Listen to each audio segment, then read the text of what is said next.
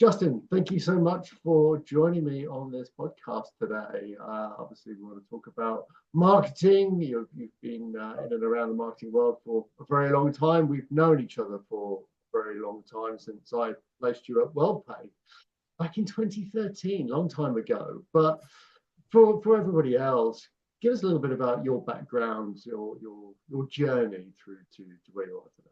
Yeah, sure. No, James, it's a pleasure to be here, and thanks for having me.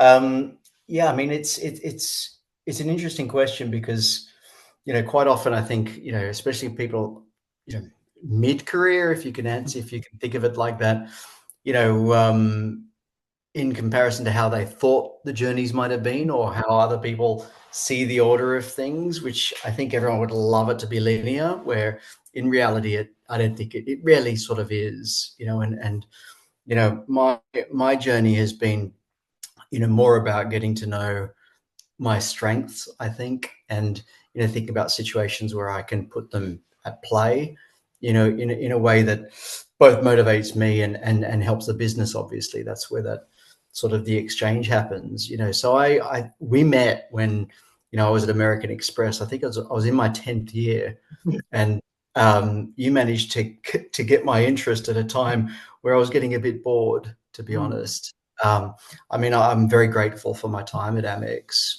where I started with them in Sydney, where I'm from.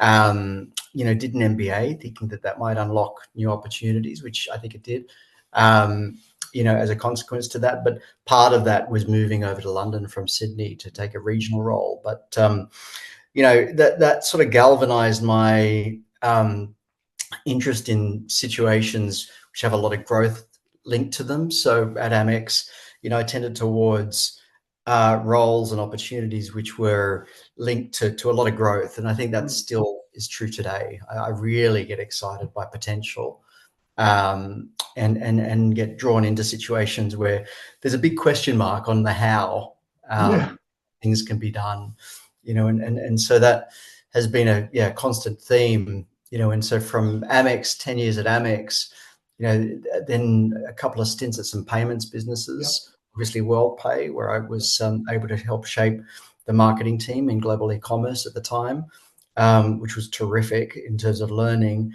but then found myself at another big business, Santander, which most people in Europe would have heard about, leading not just marketing, but a lot of new product development, and that has also been a theme, that I've come back to a lot, most recently, at Experian as Chief Customer and Innovation Officer, standing up a dual track, to be able to help, think about very new, different or adjacent type propositions to help, customers, build or fix their credit scores, for Experian. So yeah, it has been a combination of, intent, interest in growth, mostly in financial services, although I hate to think that I'm pigeonholed, but unfortunately you end up accruing all of this knowledge, based on an industry, and it draws you back in, yeah, it's one that's been fascinating ride, and I think that I'm not even halfway, but let's see. Yeah. And I mean, interesting, like you say, you've kind of taken on dual track roles where you've got product innovation as well as marketing. And it's a trend that we see happening more and more of these kind of combination type roles, particularly at a senior level. What's been the biggest benefit that you've seen where you've held, I suppose, a larger part of the overall kind of workflow? I mean, I think for me, it's very much around the fact that you do truly get to shape new propositions and products. I think certainly starting out, coming out of university, take on the world. You've got ideas on everything, from strategy through to how to raise a purchase order faster, which is even more important, when you're in roles like that. But it's really about your ability to influence better propositions, truly. And that comes about through, experiencing and understanding, the need to focus on pricing, the need to think about sales. You become more commercially minded, at that stage where you've got more in your wheelhouse to be able to play with.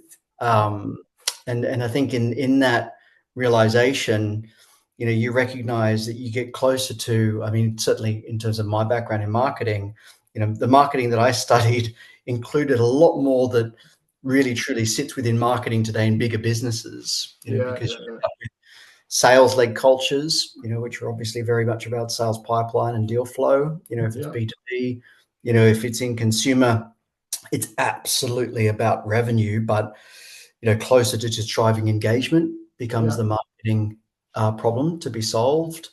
And so the more senior you get, certainly the more tools you've got, I suppose, at your disposal.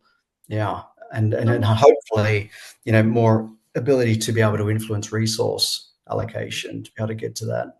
I mean, two kind of follow-on questions to that.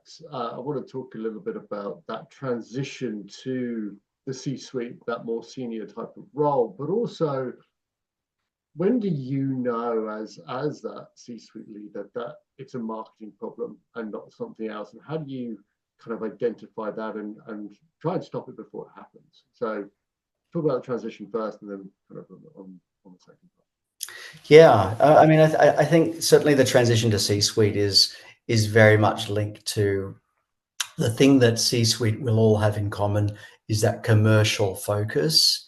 I like to think that the difference between some people in C-suite and others is that customer centricity, and in that, I think there's a clue around the marketing ownership or problem to be solved around engagement, specifically engagement, customer engagement.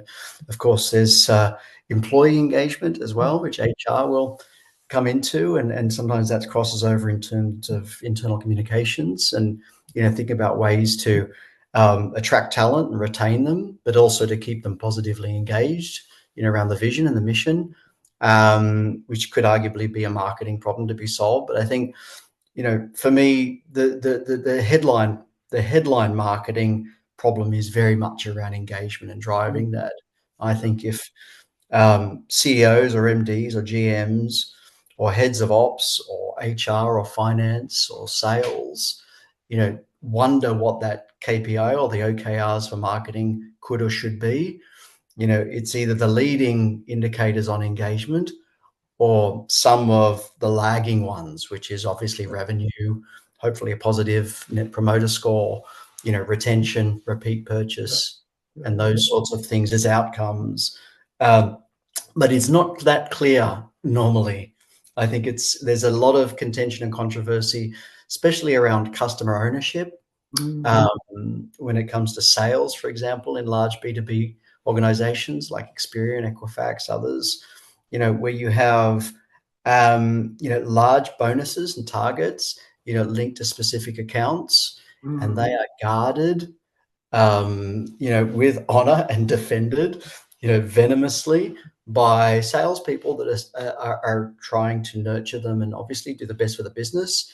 But when it comes to giving up engagement opportunities to marketing to be able to create voice of customer or understand a little bit more about product usage, roadmaps, the sorts of things that customers would buy more of that doesn't serve the sales agenda, it becomes quite difficult. So So those partnerships are crucial. how do you deal with that tension? Because ownership is often it happens with, like you say, with sales. They want to own the end customer and can be very guarded about that relationship. But at the end of the day, that can kill growth as well at some times, or certainly miss opportunities. So, what's worked in your experience in terms of whether it's aligning agendas or breaking down some of those barriers, particularly in large organizations? Yeah, it's really what I've learned is it's really important to help salespeople. Number one, give them reasons to engage with their prospects or clients. That's crucial, and there is a bit of theatre in that, or offering, I mean, people could call it thought leadership or content, or corporate hospitality, and reasons, drawing on the passion or the common interest of what the client or the prospect would engage in versus and whatever you happen to be in the business for. There is a role in that, but I think quite what I have learned is it's really important, or the best sales, client, and marketing relationships tend to happen when the client or prospects have about 3 or 4 or 5 different agendas going on at the same time. Some of them might be problematic, could be around pricing or a contract renegotiation if they're an existing customer, which is very sensitive. Quite often it can be the thing that the reason a salesperson keeps the rest of the business away from the client, because of course they're trying to create a safe place to be able to negotiate this renewal. Yeah. Whereas the better client relationships or situations that help sales is when there's 4 or 5 different conversations going on at the same time. And it gives them 2 really positive things to talk about, and then 2 perhaps that are a little bit controversial or that need to be fixed, and 1 that perhaps sits in the middle. And I think marketing can play a role in helping sales maintain and make sure that contract renewal is maintained to the benefit of the customer as well as the business, but it's done in a way where no one's burning any bridges. You have a customer potentially that's very engaged with your future roadmap on product, around what they could buy in the future based on what you actually haven't got in production, which in itself could be controversial, but you end up with, I think, a deeper relationship on that basis. But it starts with sales giving up a bit of trust on that very precious relationship, which they count, they're counting on desperately to be able to get the renewal over the line. And do you think that's an issue with, I suppose, how they're incentivized and targeted? Because, I think with sales, it's very obviously revenue orientated. And the individuals on the ground that are leading those relationships tend to be very protective of that because, well, it's their financial bonus at the end of the day. Do you think there's something wrong with those incentives, or it could be done differently to help drive better symbiotic relationships? Yeah, absolutely. I mean, and I've seen it. I can't name names, but I mean, I've seen situations where, I mean, quite literally, salespeople are suing other salespeople for leads. Wow. Right. And so that is an extreme example of the detriment that you can create by, focusing only on bonuses or commissions based on sales, SQL, sales leads, etc. When you are disregarding satisfaction from the client, you're disregarding internal engagement or colleague interaction, or you're not recognizing collaboration across different business units as part of something you should incentivize to be able to reach an outcome, a commercial outcome even, and so I think businesses will always tend towards incentivizing for commercial outcomes, and that accounting problem or exercise, is always going to be the thing, I think, especially for sales and B2B, that drives a lot of bonus scheme design and programs. But it must recognize how things are done and quality in order to drive sort of sustainable long-term relationships in business and pipeline. And I think when that does not occur, you see a lot of short-term transactional behavior, which I think from a cultural perspective, can strip out, any form of collaboration in your business. And like, to my point around suing your colleagues, brings around awful scenarios. And I think if people aren't mindful of that, or if they're in super high growth situations, then they can fall into that trap simply because they're chasing short-term revenue, and they want to get there as quickly as they possibly can, and they don't really care for how they go about it. So I absolutely think the way bonus schemes are set up it can have a massive effect, not just on customer relationships, but also on culture. Obviously, short-term revenue, lots of upside, but at what cost, really? I mean, have you seen this trend as well, that actually marketing is certainly in a B2B software type of space, marketing is becoming more and more important. It's not just a sales-led organization. We went through product-led growth, but we're also seeing the role of marketing, whether it's because buyer behaviors are changing, the buyer journey is changing, but we're seeing marketing kind of take more of a lead role, or certainly have more of a prominent position in business, not being, as someone eloquently put it many years ago, the coloring in department, but actually being more, about how to drive those conversations. You said about it's about creating those conversations, and then obviously bringing everything together under a kind of cohesive plan and an internal approach. I mean, I know from another conversation we talked about you owning different parts, particularly kind of internal and external comms, which often don't sit together. Talk to me about the value you saw from that.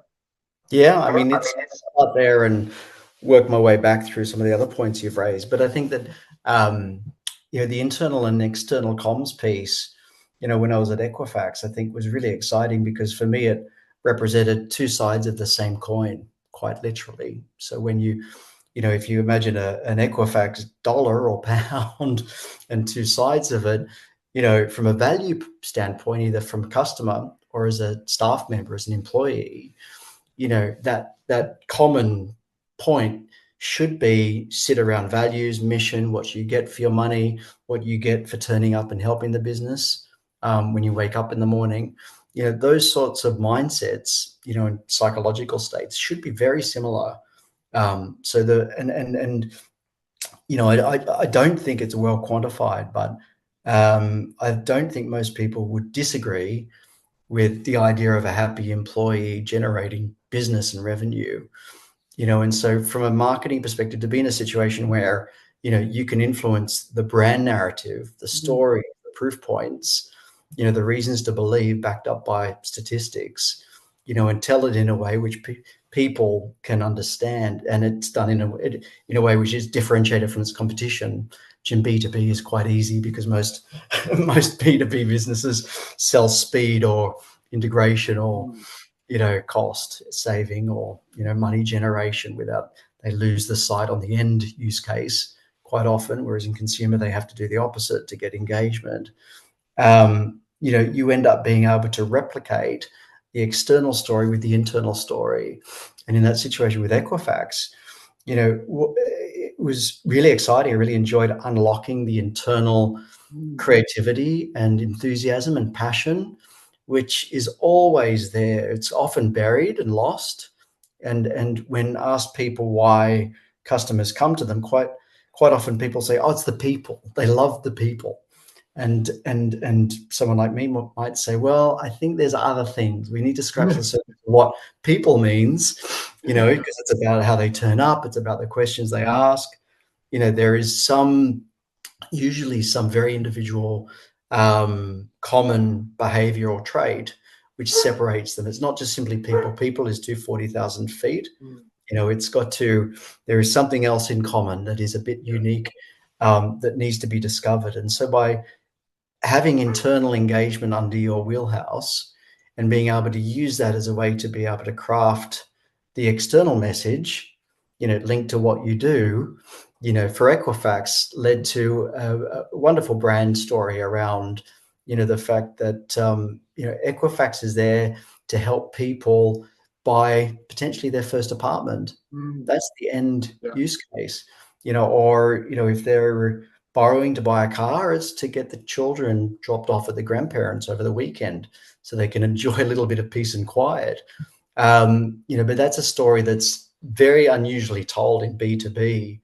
It's more common, to be able to sell API integrations or, breadth of coverage around different formats, or, plenty of other sort of boring, very widgety type of propositions. So having that internal and external engagement, those tools and capabilities, new wheelhouse meant you could bring those together, and also get alignment as you do so.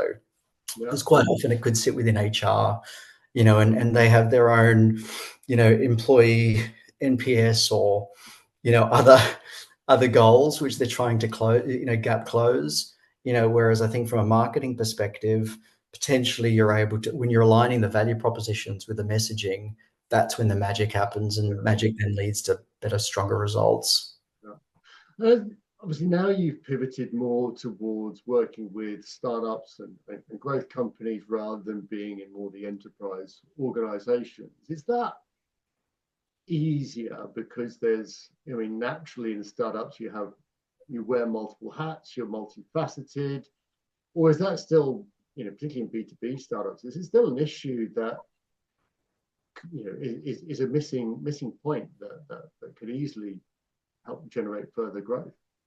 Yeah, I mean, it's a good point. I mean, I'm working with large businesses and small and medium, that has been, I've come to that later or more recently, as you pointed out, and it is a very common question, in terms of who to hire and when, as a founder, and I think that most founders I've worked with, obviously they're very passionate about what they do, and a lot of the success of their business really does link back to their ownership and control. And they quite often are unwilling to give that up easily, because of course it's been the seed to their success.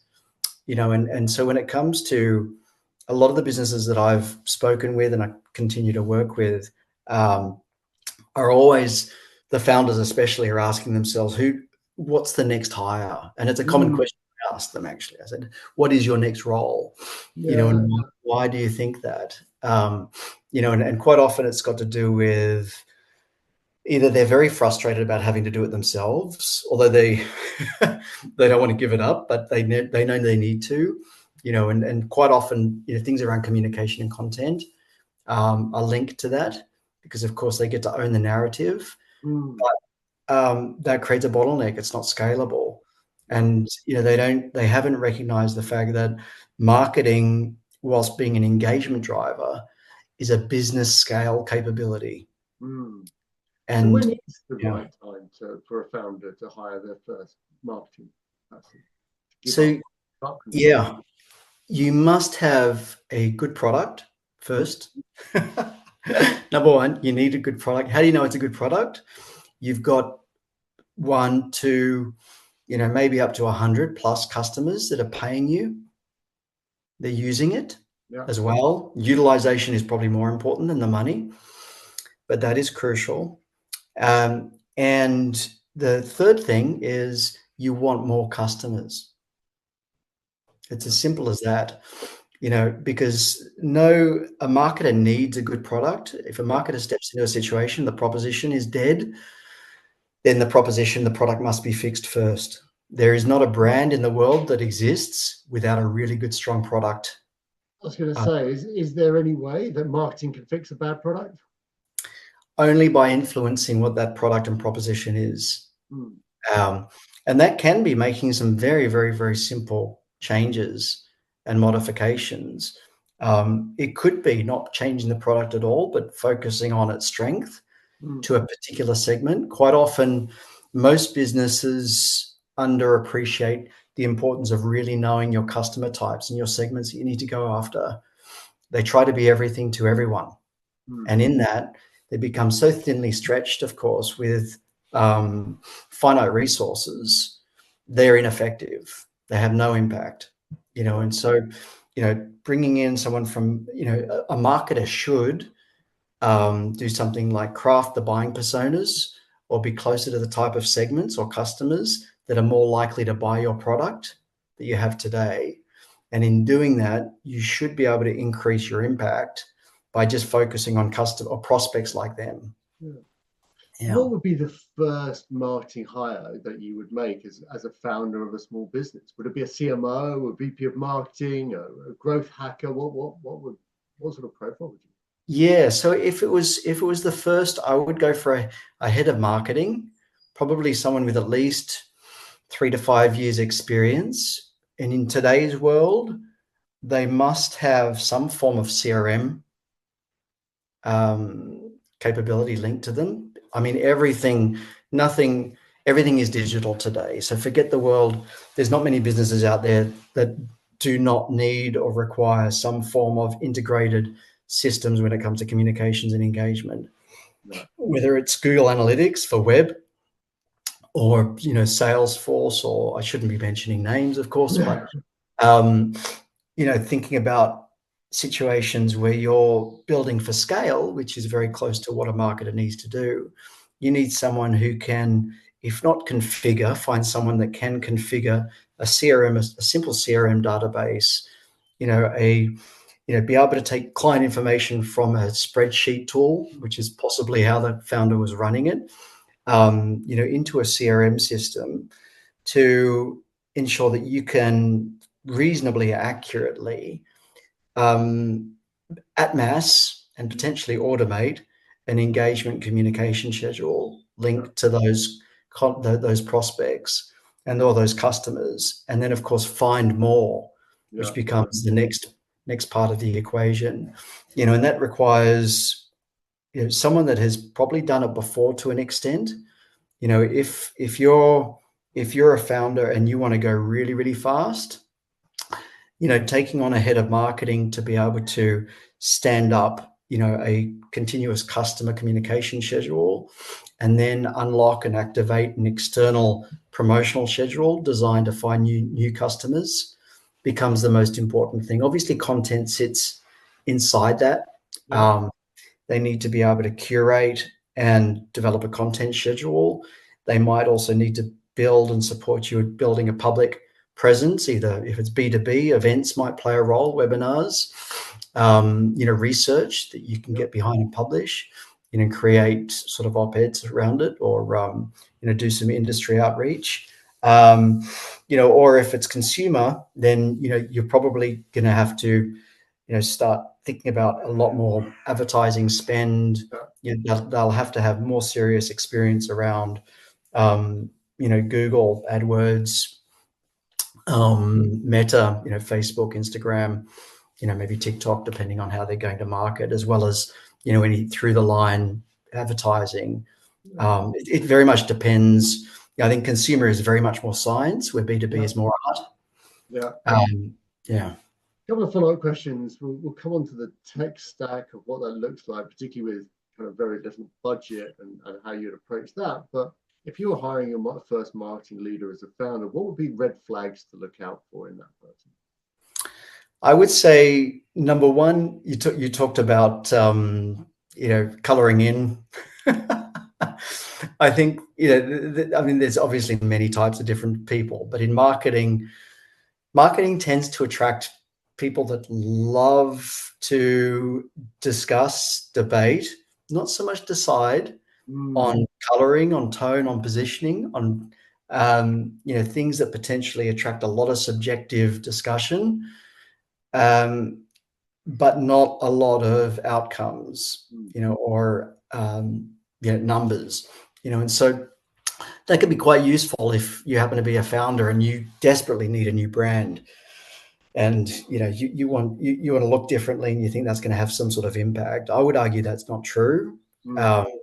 It's how customers engage with you and the conversations you've got and the trust you're building with your prospects at scale, which is probably going to have the most impact. And so, I would avoid, if I was a founder, bringing in a marketer who is more coloring in and less data, less engagement. That would be my red flag. And so when you meet people like this, they tend to be good storytellers, in terms of looking out for them. But if you ask them to accurately discuss, what standing up a sales pipeline or the intersection between marketing and sales looks like, or, a funnel conversion, or what their objectives and key results could or should be, then they will suddenly disappear or run in the opposite direction.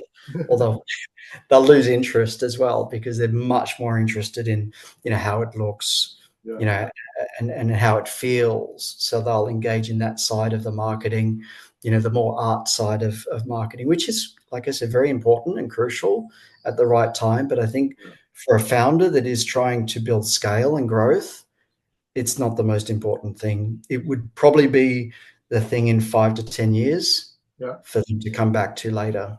Yeah. Yeah. But if you were putting down those KPIs, OKRs, those metrics in place, as a founder that's not a marketeer, what should they be thinking about in terms of what's the right way to measure it in an early stage business? Yeah, it must be focused on the leading indicators linked to something commercial, which is discrete and different to what anyone else in the business is focused on. So, to use an example, let's say B2B sales, they will be focused at the bottom of the funnel on deal flow and conversion, possibly also business size of contract, etc. They will be very focused on that as their goals and objectives, going back to revenue. What they will not be focused on, and less interested in, because it's probably not in their skill set or capabilities, are all of the steps that lead to that. So middle of funnel or top of funnel type activities, and they're very much the objectives and key results that founders should be chasing in their marketers. So it's very much around what 3 years ago people would talk about demand gen in terms of roles or skill sets.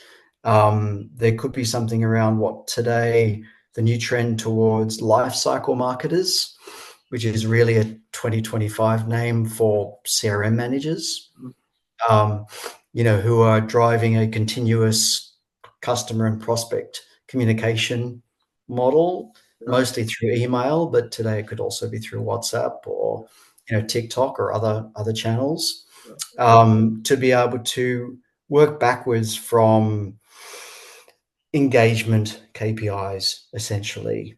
So that means number of prospects, frequency of responses, number of RFIs, number of MQLs, marketing qualified leads, increase conversion rates between MQLs and SQLs, which is a great KPI that will positively impact your conversion rate. Because one thing is for sure, sales will always be complaining about the lack of quality of the leads. So it's very handy to have some form of key result or objective around quality of lead, which is linked to conversion. So they're the sorts of KPIs that are objectives, I think, that would unlock a great first hire for a founder. What about, we mentioned it before, tech stack? There's so much technology around, automation, email, CRM, et cetera. The world is awash with these things. If you were in that early stage company, you've not got a lot of budget, what would be the key technologies and that you would put in place? Great question. It's today it's more important. That question is more important than ever because of the fragmentation. CRM, we've talked a bit about CRM. CRM has gone from a place where, it's loosely the place where you store customer information, prospect information, to one that almost manages payments, inventory, payroll as well. And it's been carved up across different verticals. So if you're in the fashion business or, you're a global component manufacturer, there's more or less, there's so much flexibility now in the ability to build SaaS, B2B SaaS products that you've almost got a different provider for every business scenario you can think of. Arguably, that's moving into a place where it could be disrupted by AI, and that moves into a place where it starts to connect up some of these systems in the way that APIs have done over the last 5 to 10 years. But for a founder in a startup situation, they're trying to make decisions between one system and another.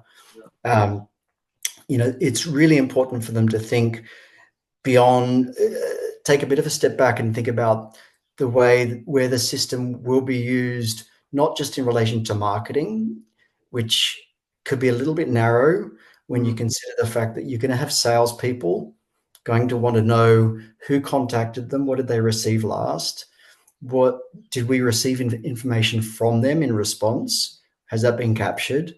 Do we know what products they've already got, if they already have a product with us?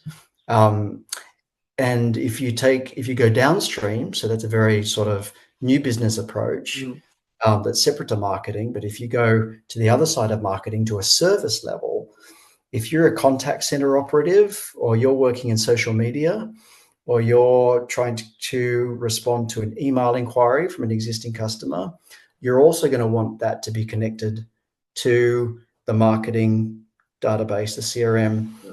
piece, and so understanding exactly how the system is going to work, from never heard of you ever before in the past, so i.e. a cold sales Yeah. lead, all the way through to a situation where there are one of your best customers, a repeat customer with a problem or a query, and your person who works in operations or servicing needs to, or would benefit a lot from, understanding what the depth or breadth of that relationship is, or has been from when they were a customer from scratch, Yeah.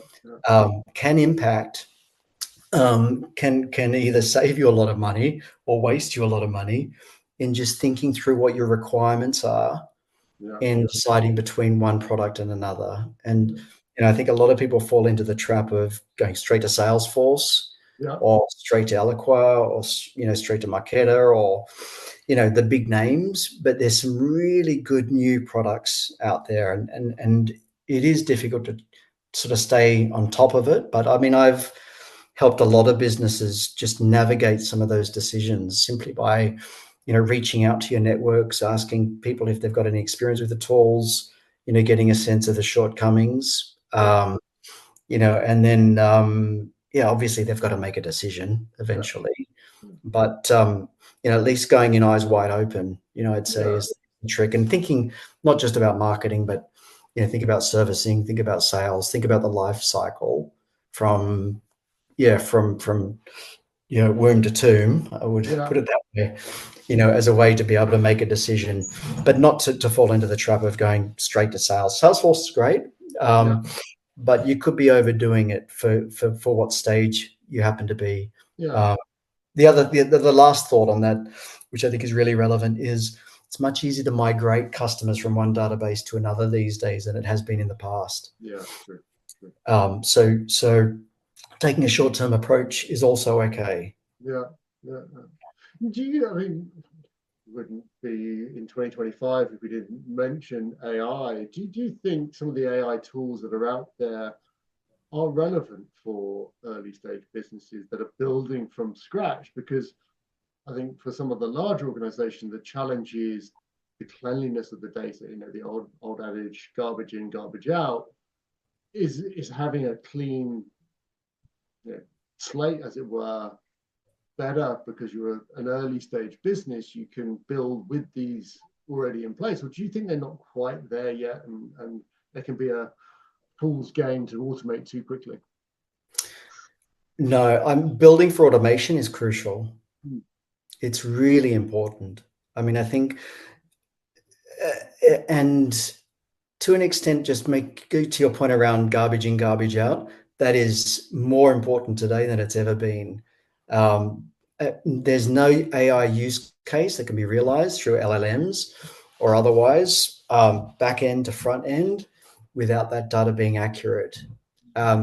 Truth is, there's plenty of AI tools. Most systems today will have some form of data cleansing linked to its proposition. And so if you do have messy data, you should be able to use AI to clean it up, to be able to normalize it and to standardize it, and to put it into a format or make it compatible in a way which is usable or useful, when it comes to automation. But essentially, it's the thing that is going to unlock your operational potential. Hmm. And so I think it is fundamentally crucial for all businesses to move ahead with that in mind.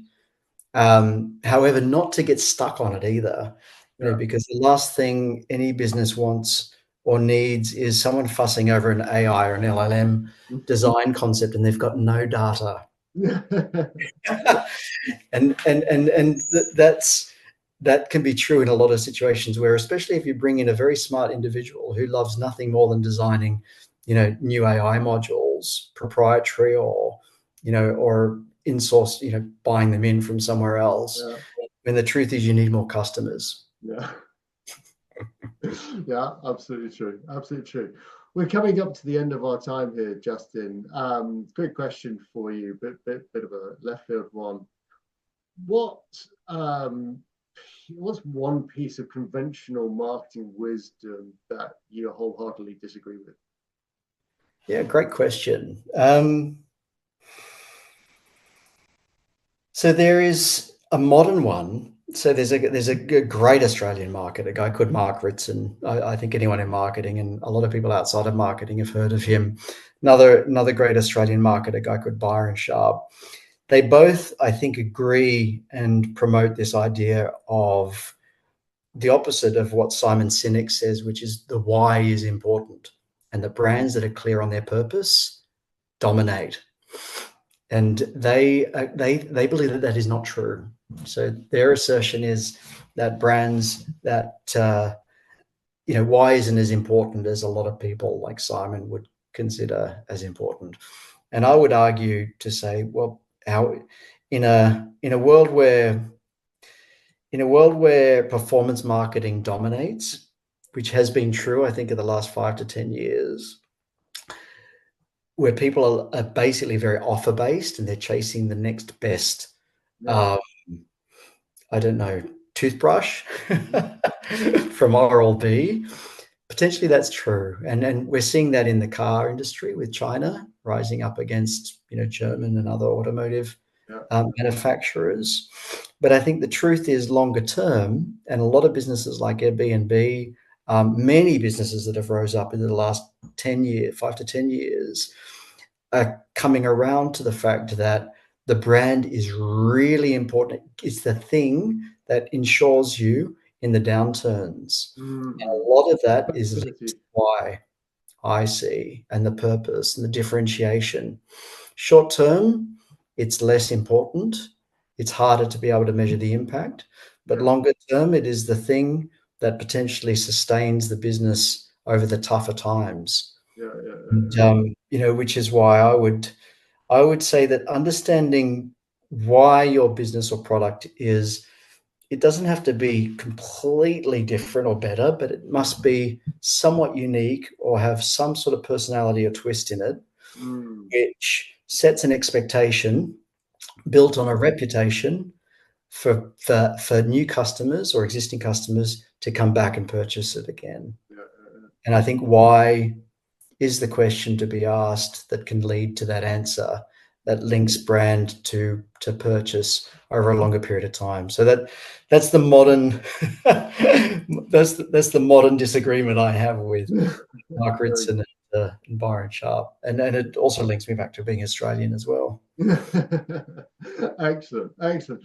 Well, Justin, thank you so much for joining me today. It's been thoroughly enjoyable and interesting, fascinating to get your views. If people wanted to get in touch with you, I'll drop your LinkedIn below as well. So you're advising startups, scale ups, but also some larger organizations at the moment.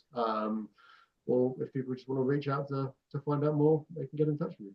All right. Yeah, terrific. That sounds great. People can get hold of me via LinkedIn at Justin Hannemann with 4 N's in my last name, just to make it a little bit harder.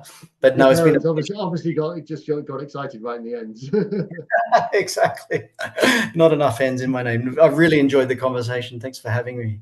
Fantastic. Thanks, Justin. See you soon. Thanks, James.